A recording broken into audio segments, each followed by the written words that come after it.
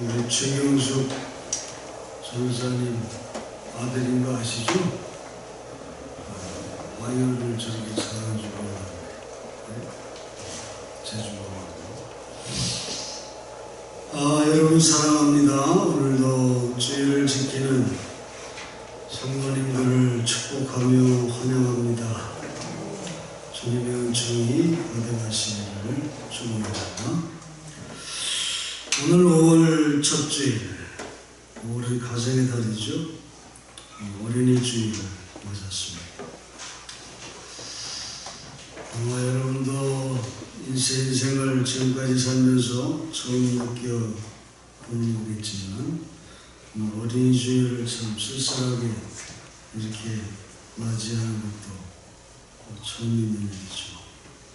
코로나로 인해서 같이 와서 예배드려야 우리 어린이들이 많이 오지는 못했는데 그래도 오늘 현승이하고 주호가 같이 왔어요. 참 예전과 같이 우리 어린이들이 다 참석을 못하는 가운데 좀 쓸쓸한 그런 예배를 드리면서 안타깝습니다. 매년 가정의 달, 또 가정의 달에는 어린이 주일도 있고 어버이 주일도 있고 이런 가정을 위해서 말씀을 드려야 하는 그런 이 가정의 달, 오늘 첫 주일, 어린이 주일에 늘 반복되는 말씀이지만 아무리 강조를 해도 부족한 것이 우리 오늘의 현실이 아닌가 그런 생각을 합니다. 가정의 중요성이나 또 우리 어린아이들의 중요성은 특히 오늘 사는 그리스도인들에게 반드시 이루어내야 할 하나님 나라의 과제이기도 하죠. 가정은 크게 세 종류로 나눠볼 수 있습니다. 하나는 내가 태어난 가정으로 부모와 형제 자매들이 속한 가정이고, 물론 입양되어 자란 것도 마찬가지겠죠. 또 두 번째는 결혼으로 이룩한 가정으로 남편과 아내 혹은 아들과 딸들로 구성되는 가정입니다. 그러나 우리 그리스도인들은 이런 육신에 속한 가정 외에 영적인 가정을 가지고 있어요. 그래서 고린도전서 3장 9절에 말씀하듯이 하나님의 집, 다시 말해 하나님의 뜻을 중심으로 형성되는 새로운 가정을 말합니다. 이 영적인 가정은 하나님의 집이 형성되지 않는 육신의 가정과 사회는 해결의 소망을 갖기 어려울 만큼 혼탁한 질주를 하고 있는 것이 오늘의 현실입니다. 정말 이 세상은 총체적인 위기에 빠져 있습니다. 가정은 점점 붕괴되어 가고 있습니다. 이혼으로 외부모 가정에서 자라는 아이들이 그 수를 셀 수가 없고, 미혼모 가정이 늘고 버려지는 사생아들의 수도 헤아릴 수 없이 많습니다. 더군다나 어린이의 학대는 그 도를 이미 넘어선 중입니다. 정말 우리 아이들을 바르게 키우기가 얼마나 힘든 세상인지 몰라요. 정말 우리 자녀들을 바르게 키우려면 가정에서 TV를 꺼야 합니다. TV에 나오는 그런 악한 이 세상의 모습들이 얼마나 많은지 몰라요. 특히 뉴스를 아이들과 함께 봐서는 안 될 것 같아요.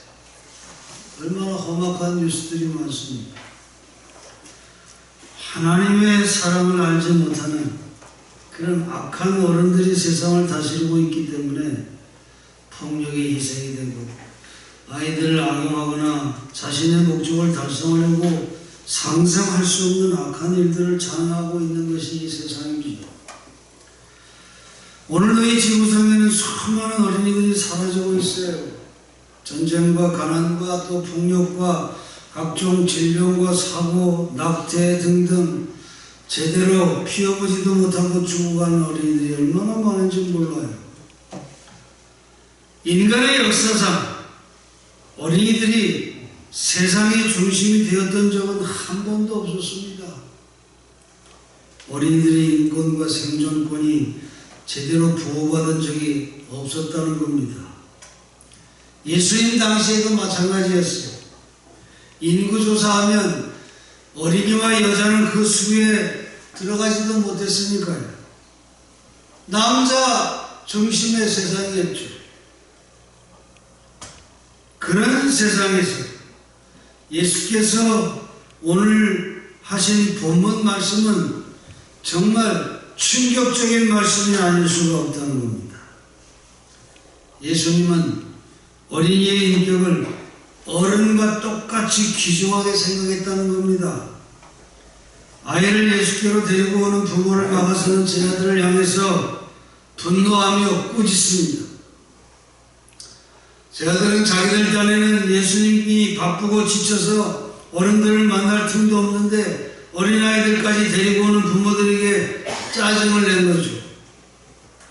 이때 예수님께서 어린아이들이 내게 오는 것을 막지 말라. 하나님의 나라는 어린이의 것입니다. 여러분, 천국의 주인공이 어린이라고 하는 말이에요. 나이나 지식이나 경제력으로 따지면 어린이는 무시될 수밖에 없는 존재이지만은 세상의 관점이 그렇지 않습니까? 그래서 많은 부모들이 무의식적으로 이런 관점을 가지고 아이들에게 상처를 입힐 때가 얼마나 많은지 몰라요. 그러나 영적인 남모에서 보면 어린이는 천국의 주인공이라는 겁니다. 누구든지 하나님의 나라를 어린이와 같이 받아들이지 않는 자는 결단코, 여러분 결단코 그래서 이 말씀 기억해야 돼요. 결단코 거기 들어가지 못하리라. 하나님 나라에 들어갈 수 없다는 거예요. 마가복음 9장 36절에 아주 충격적이고도 유머스러운 장면이 있는데 예수님께서 제자들을 가르치실 때 곁에서 구경하고 있는 아이 한 명을 데려다가 제자들 가운데 세우셨습니다. 유대나라 관습에 의하면 선생이 학생을 가르칠 때 학생들은 선생님을 가운데 두고 둘러싸고 앉습니다.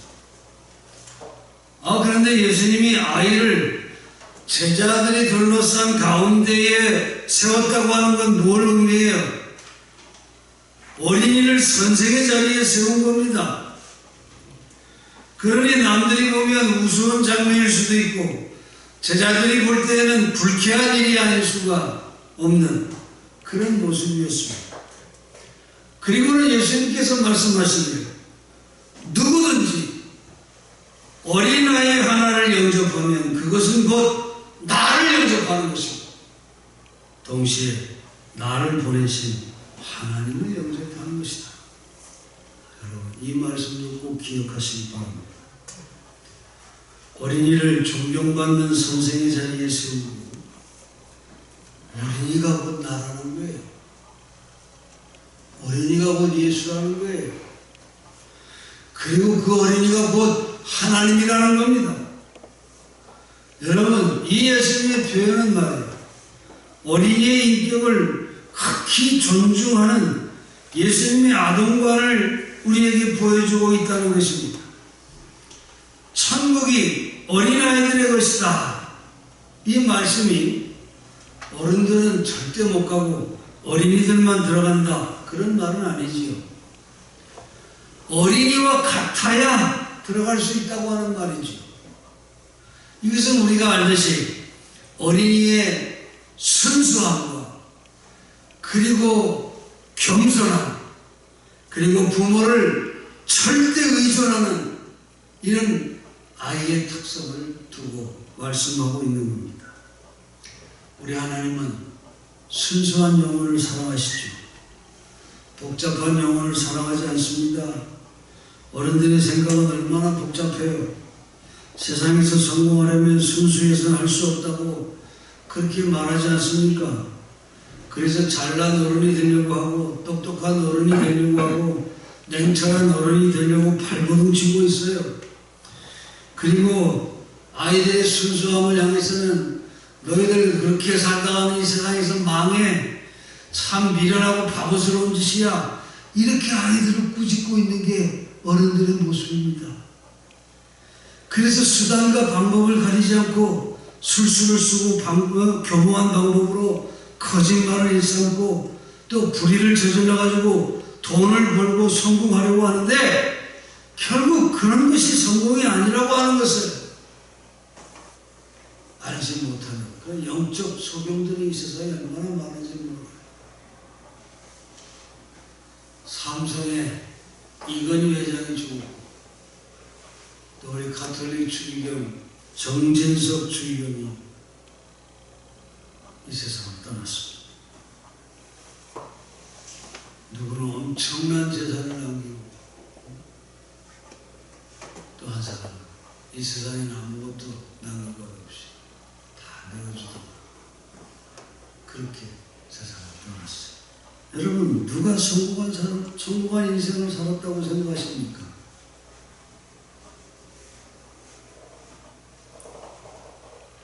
어린이 신앙에 대해서 논문을 쓴 교수가 이런 말을 합니다. 예수님은 항상 하나님 앞에서 자기가 어린아이라고 하는 생각을 잊지 않고 사셨다는 것이에요.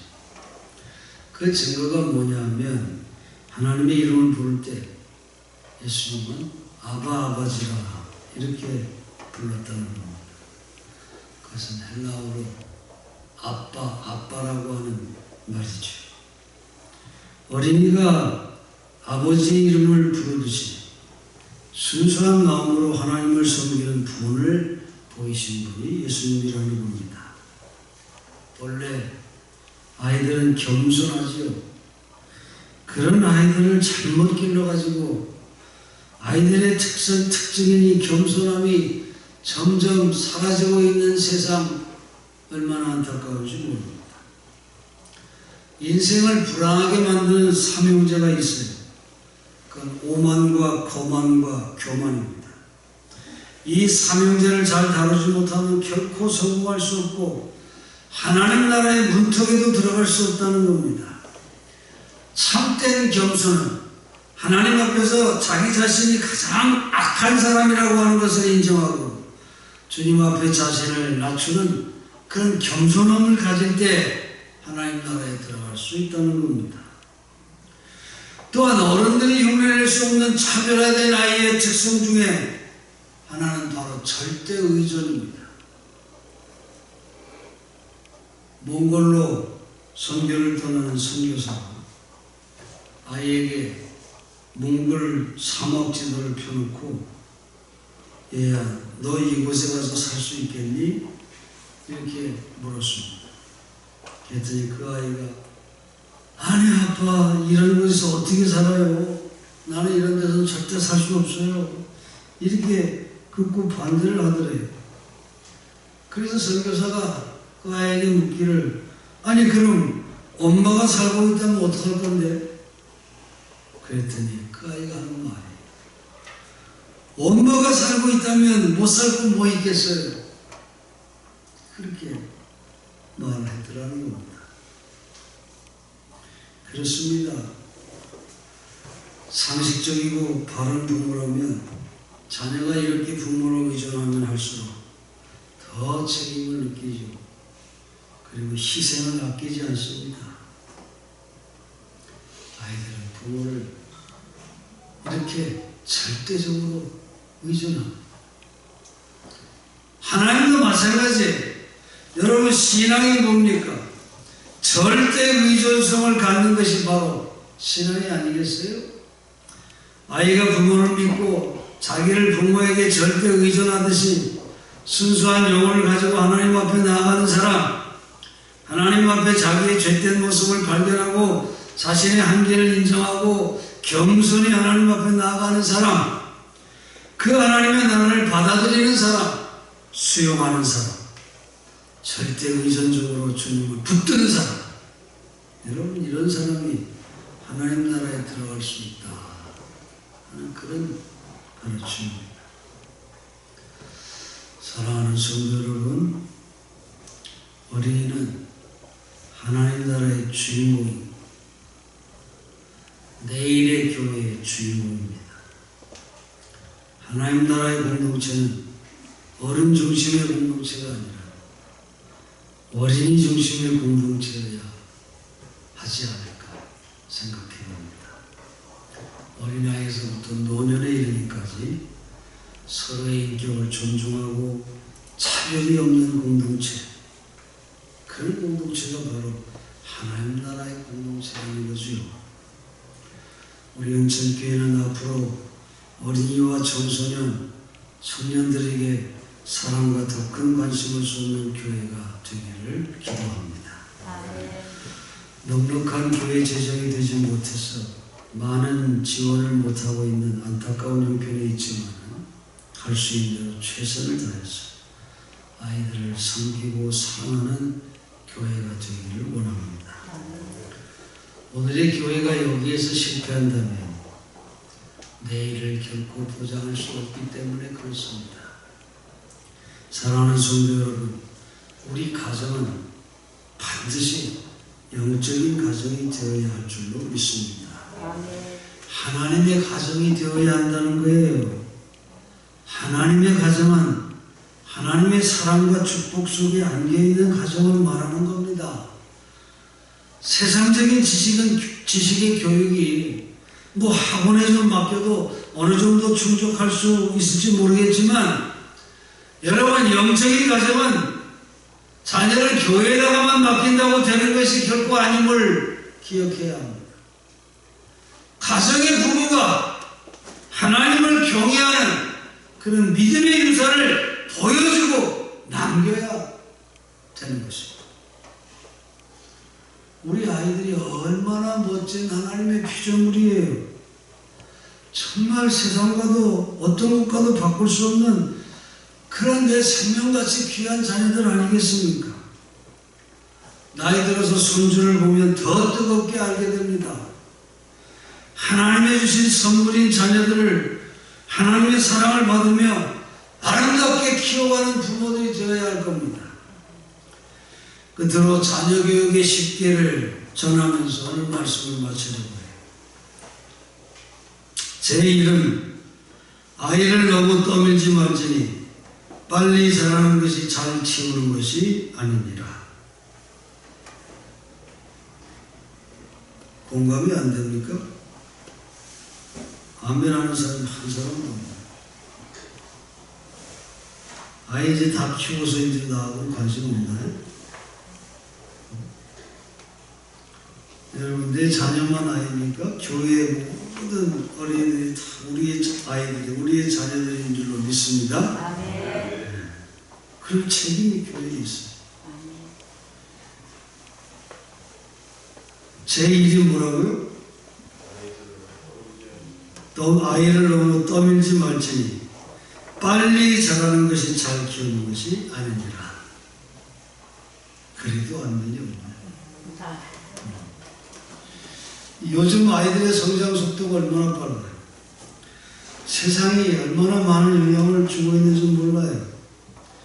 그러나 여러분, 아이가 어른다우면 무언가 잘못되어 간다는 것을 알아야 합니다. 아이는 아이다워야 하는 거예요.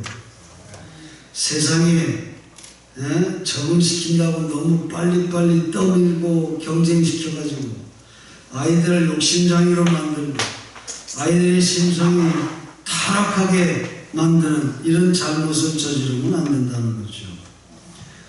제2는 아이를 얕보지 말지니 그들의 세계는 부모의 관찰보다 훨씬 깊으니라.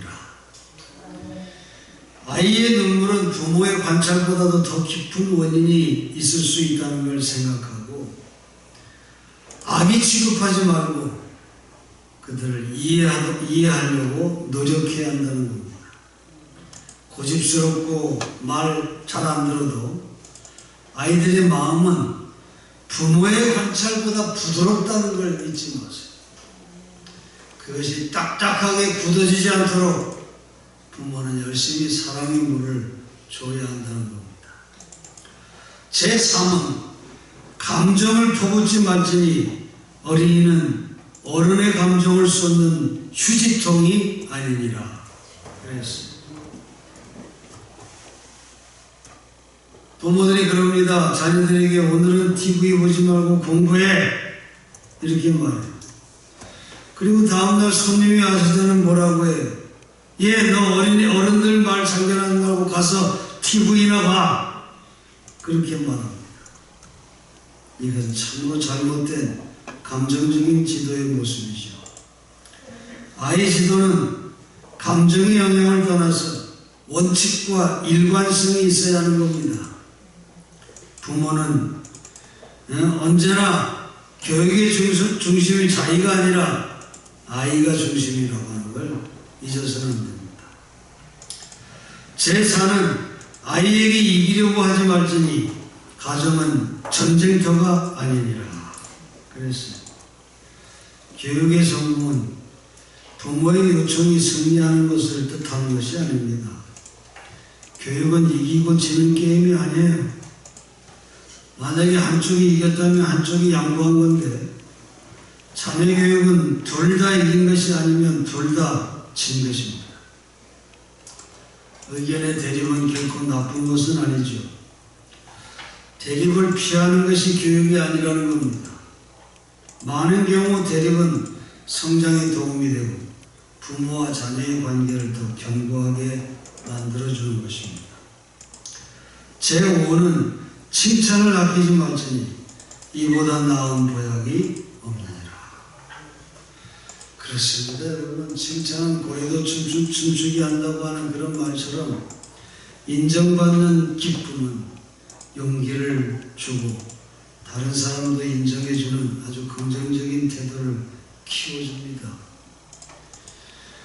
그런데 우리가 기억할 것은 사실에 근거하지 않는 칭찬, 과장된 칭찬, 이것은 오히려 역효과를 낸다고 하는 것도 기억해야 합니다. 제6은 아이를 나의 소유라 생각하지 말지니 감사함으로 대할지니라. 아이는 하나님으로부터 맡겨진 생명이지요. 하나님의 선물입니다. 부모들이나 영적인 교사들이나 교회학교 교사들이나 학교 교사들이나 모든 아이를 가르치는 사람에게는 이건 반드시 가져야 할 신앙적인 원칙이 하나님이 주신 생명이라. 하나님의 선물이라. 결코 내가 내 마음대로 할 수 있는 내 소유물이 아니라고 하는 거예요. 나에게 맡겨주신 것을 오히려 감사하고 잘 키워가지고 다시 하나님께 돌려드리는 그런 사명감으로 교육을 해야 마땅한 것입니다. 제7은 자신의 위치를 망각하지 말지니 부모가 최상의 교재니라. 그렇습니다. 아이들에게 필요한 것은 비평이 아니라 모델이지. 훈계보다 모범을 보이는 것이 더욱 효과적이라는 겁니다. 말로 가르치는 것보다 몇 배나 더 영향을 주는 것은 부모 자신의 언행임을 우리는 꼭 기억해야 된다는 거죠. 제8은 아이의 현재만을 보지 말지니 그 가능성과 미래상을 볼지니라. 그랬어요. 아침이 낮을 예언하듯이 어린이는 어른을 예언하며 작은 씨가 큰 나무를 기약하듯이 어린이는 미래의 세계를 기약하죠. 그러므로 아이에게서 볼 것은 오늘이 아니라 내일입니다. 현실이 아니라 꿈과 장래인 것이죠. 제9는 아이를 통틀어서 일관화해서 보지 말지니 한 명 한 명은 특별하니라. 사람이 평등하게 창조되었다고 하는 말은 그 귀중함에 있어서 평등하다는 것을 뜻하는 동시에 그 차이점이라는 면에서도 공평하게 창조되었다고 하는 뜻입니다. 그 어느 아이든지 개성과 특징과 무엇인가의 소질을 다 갖고 있다는 거죠. 이것이 차이점이고 이 차이점을 발달시켜주는 것이 교육이죠. 이것은 신이 주신 신기하고도 귀중한 선물입니다. 그래서 차이점이 곧 신성합니다. 이렇게 말할 수 있어요. 끝으로 제10은 강요도 아부도 삼갈지니 진실을 보일지니라 그랬어요. 토마스 볼든이라고 하는 사람은 강요와 억압을 제1법이라고 하고 아부와 타협을 제2법이라고 구분하고 이 양자의 결함을 보충하는 것이 제3법인데 그것은 곧 진실을 품은 사랑의 표현이다. 이런 말을 했어요. 때로는 우리가 자녀를 양육할 때 매도 들어야죠. 또 책방도 있어요. 훈계도 하고 칭찬도 할 때가 있습니다. 그러나 그 모든 것이 다 진실의 발로가 되어야 한다는 것이죠. 그렇습니다. 여러분, 하나님의 가정으로 정말 하나님이 기뻐하는 자녀들로 그렇게 잘 양육해서 하나님 나라의 훌륭한 일꾼들로 우리 자녀들을 또 우리에게 우리 교회에 맡기진 귀중한 법에 우리 교회 학교 어린아이들을 그렇게 훌륭한 하나님 나라의 일꾼으로 세워가는 그런 여러분 모두가 되기를 간절히 축원합니다. 기도하겠습니다. 고마우신 하나님, 오늘 하나님 나라의 주인공인 어린아이의 특성을 다시 한번 기억해보고 그들의 순수함과 겸손함과 절대 의존성을 우리도 잃지 않도록 그 신앙을 지켜갈 수 있게 도와주시고 하나님 우리에게 주신 우리의 법에 같은 어린이들을 훌륭한 하나님의 분들로 잘 양육해가는 그런 가정과 그런 교회가 될 수 있도록 축복해 주시옵소서. 예수님의 이름으로 기도합니다.